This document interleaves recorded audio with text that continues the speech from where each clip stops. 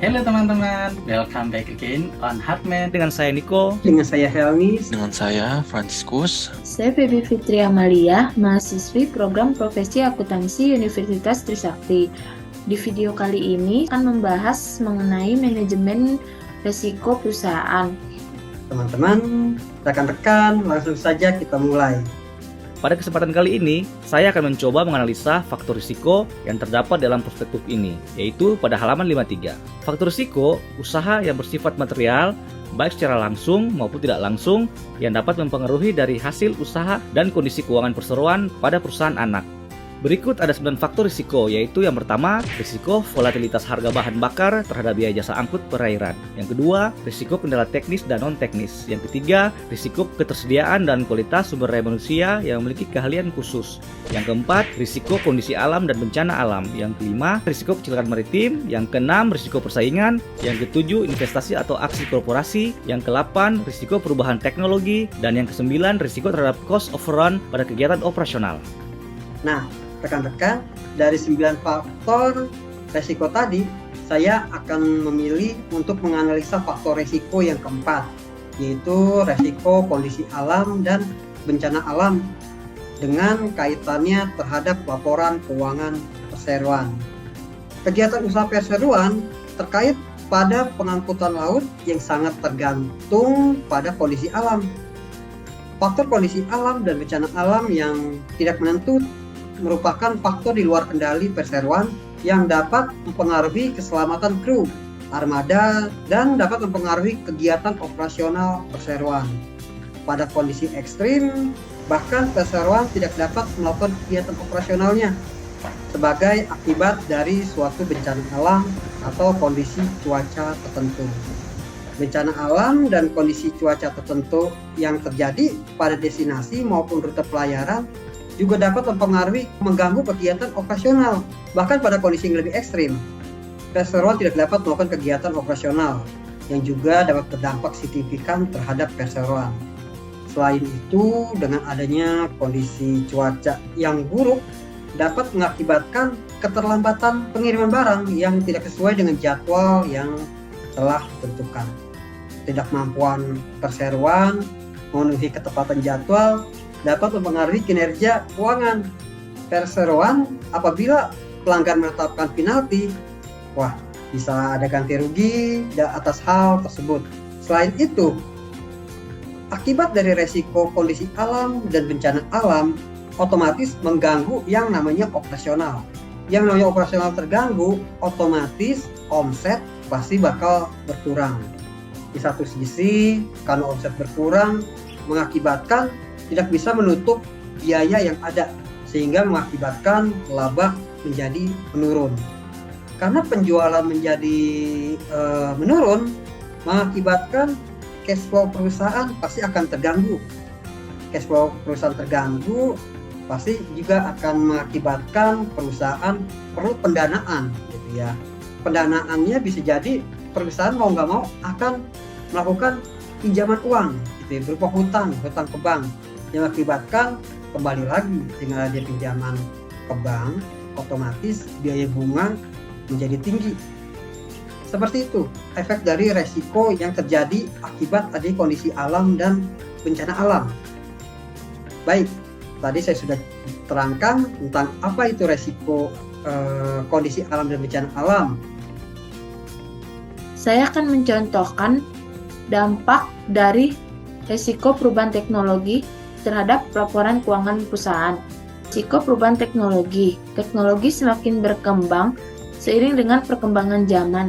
Adapun perubahan teknologi navigasi akan berdampak pada kegiatan operasional perseroan.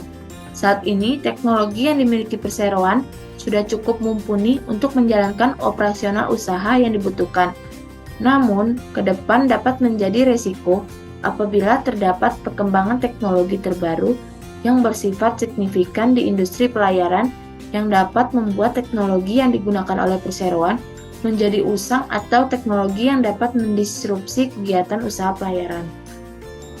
Perubahan teknologi akan mempengaruhi aset dan kas perseroan karena dengan pembelian teknologi tersebut akan mengurangi kas perusahaan dan akan menambah aset perseroan, khususnya aset tidak berwujud.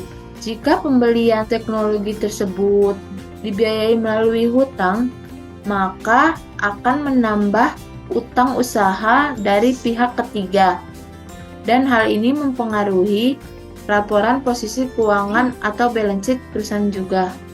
Perubahan teknologi ini juga berpengaruh terhadap laporan laba rugi atau income statement perseroan. Perubahan teknologi juga berpengaruh terhadap laporan laba rugi atau income statement perseroan.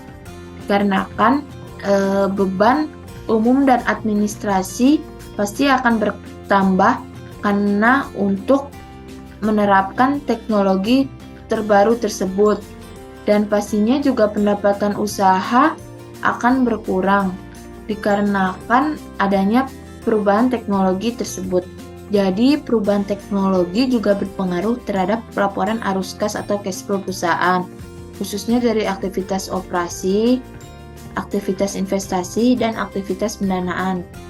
Pada aktivitas investasi berarti perolehan aset tetap bertambah dikarenakan perubahan teknologi tersebut. Untuk aktivitas operasinya pasti akan menambah operasional juga terkait jalannya teknologi terbaru tersebut. Dan untuk aktivitas pendanaan juga pasti akan bertambah karena untuk membiayai perubahan teknologi tersebut. Untuk pembahasan kali ini kita akan membahas terkait resiko kredit yang akan kita bahas secara detail yang kita lihat dari keuangan perusahaan. Nah, kalau kita melihat pada laporan keuangan konsolidasian dari PT Klas, jadi di notes 30 poin A, kita akan melihat apa itu resiko kredit. Resiko kredit adalah resiko bahwa pihak lain tidak dapat memenuhi kewajiban atas suatu instrumen keuangan atau kontrak pelanggan yang menyebabkan kerugian keuangan. Tujuan grup adalah untuk mencapai pertumbuhan pendapatan yang berkelanjutan, seraya meminimalkan kerugian yang timbul atas eksposur peningkatan risiko kredit. Kemudian kalau kita ke poin B, di situ ada risiko likuiditas. Risiko likuiditas adalah risiko bahwa grup akan kesulitan untuk memenuhi liabilitas keuangannya akibat kekurangan dana. Exposure group atas risiko likuiditas pada umumnya timbul dari ketidaksesuaian profil jatuh tempo antara aset dan liabilitas. Perusahaan mengelola risiko likuiditas dengan mempertahankan kas yang mencukupi untuk memungkinkan perseroan dalam memenuhi komitmen perusahaan untuk operasi normal perusahaan. Selain itu, perusahaan juga melakukan pengawasan proyeksi dan arus kas aktual secara terus-menerus, serta pengawasan tanggal jatuh tempo pada aset dan liabilitas keuangan. Jadi kalau dilihat dari sisi hutang lancar, dia ada dua, yaitu hutang usaha kepada pihak ketiga dan beban accrual, yang dimana semuanya itu jatuh tempo atau harus dibayar dalam kurun waktu kurang dari 1 tahun. Kalau kita lihat pada 30 November 2022, laporan periode yang terakhir, jumlah utang usaha dan beban accrual sebesar 10,4 miliar rupiah. Kita akan melihat dari sisi keuangan yang lain. Di sini kita melihat tentang balance sheet atau neraca dari perusahaan atau grup. Jadi kalau kita lihat, aset lancar itu adalah salah satu indikator untuk melihat tingkat likuiditas perusahaan. Dengan likuiditas yang baik, maka perusahaan akan dapat membayar utang jangka pendek dengan aset lancar dengan baik.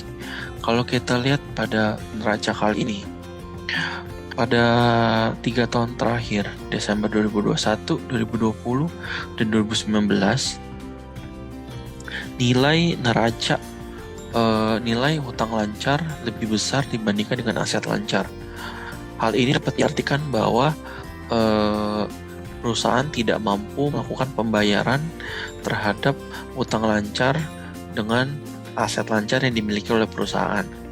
Tapi kalau kita lihat pada periode yang terakhir, yaitu pada 30 November 2022, posisi aset lancar meningkat dibandingkan dengan utang lancar, sehingga dapat dikatakan bahwa perusahaan memiliki likuiditas yang cukup baik atau lebih baik dibanding 3 tahun yang sebelumnya. Karena dengan jumlah utang lancar sebesar 56 miliar dapat dibayarkan dengan aset lancar sebesar 75 miliar, sehingga rasio likuiditas di atas 1,0. Apabila kita lihat di sini, mungkin kenaikan aset lancar berkisar antara sekitar 30 miliar rupiah dibandingkan dari November 2022 dibandingkan dengan 31 Desember 2021. Terdapat aset keuangan lancar lainnya sebesar 32 miliar, yang dimana tidak ada pada tahun-tahun sebelumnya. Di sisi lain, untuk liabilitas terdapat penurunan yang cukup signifikan sekitar 19 miliar rupiah. Apabila kita lihat di sini, terdapat penurunan yang signifikan pada utang bank jangka pendek dan utang usaha pihak ketiga.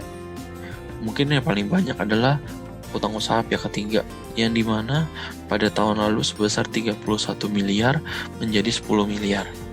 Dengan melakukan mitigasi risiko kredit seperti yang dibahas sebelumnya, jadi perusahaan melakukan proyeksi atas rasio likuiditas, lalu perusahaan melakukan pengawasan pada aset dan liabilitas keuangan yang akan jatuh tempo, diharapkan likuiditas ini akan terus membaik dan tidak pada posisi di bawah 1,0. Lalu di sisi cash flow, kita lihat perusahaan sejak tahun 2019 memang tidak pernah memiliki kas operasi yang negatif, jadi selalu positif, karena secara profit perusahaan juga memiliki tidak pernah mencatat kerugian sejak tahun 2019 dilaporkan. Mungkin keuangan ini negatif dikarenakan perusahaan masih melakukan aktivitas investasi. Bisa dilihat dari tahun 2019 terdapat pengeluaran aktivitas investasi sebesar 69 miliar rupiah. Tahun 2020 tidak ada, kemudian tahun 2021 dan 2022 terdapat pengeluaran investasi sekitar 14 miliar rupiah. Adapun di tahun 2022, perusahaan juga melakukan pembayaran untuk aktivitas pendanaan sebesar 17 miliar rupiah, yang dimana kalau kita lihat di sini pendanaan ini untuk membayar utang bank atau membayar likuiditas sewa. Karena perusahaan juga mungkin masih melakukan ekspansi untuk investasinya. Dimana kalau kita tahu untuk perusahaan pelayaran, aset tetap yaitu kapal menjadi aset utama yang dimiliki perusahaan untuk melakukan operasional. Jadi begitu analisa dari saya terkait dengan risiko kredit perusahaan ini. Nah, kita bahas ke risk factors and manajemennya. Risiko utama dari kelas ini apa sih? Risiko utamanya risiko utama ini berpengaruh signifikan terhadap kelangsungan usaha perusahaan loh. Risiko utamanya adalah melemahnya permintaan jasa angkutan di dalam negeri. Misal nih, bisnis utama kelas ini kan adalah penyedia jasa angkutan laut. Nah, si kelas ini sangat bergantung pada kontrak kerja. Sedangkan saat ini ada 2 kontrak kerja perjanjian angkatan laut atau SPAL dengan pihak ketiga. Misal kontrak ini terganggu karena kontrak karena wan prestasi atau sebab lainnya, maka akan berdampak negatif terhadap operasional perusahaan. Dampaknya ini nggak main-main loh, bisa 50%. Efek tersebut menjadi domino efek, di mana selanjutnya laba usaha akan menurun dan dapat berdampak pada harga saham di pasar nantinya akan anjlok. Resiko lainnya apa sih?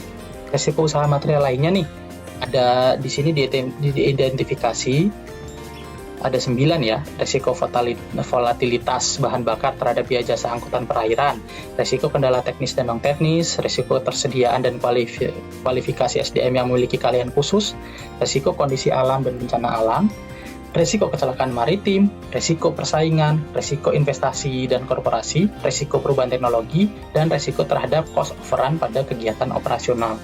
Resiko-resiko ini tentunya akan sangat berpengaruh pada kinerja perusahaan. secara neraca pun akan sangat berpengaruh. Contoh nih, resiko volatilitas bahan bakar. Jika bahan bakar naik, maka nanti kan cashnya akan, pengeluaran cashnya akan tinggi. Neraca akan berpengaruh dong.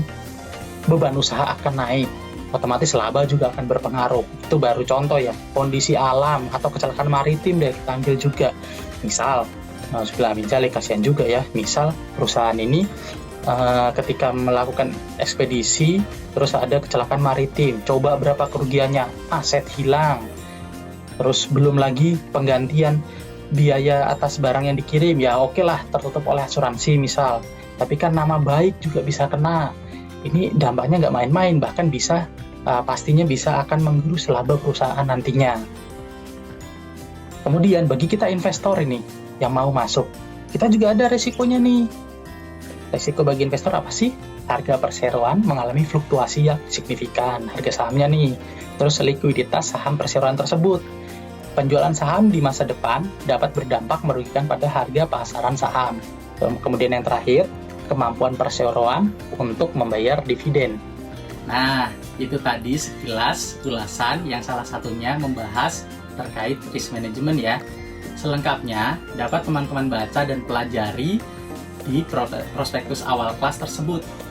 Selain analisa melalui prospektus awal kelas tersebut, teman-teman juga dapat melakukan analisa dengan cara membandingkan dengan emiten sejenis dan juga melihat serta mengikuti news yang ada ya.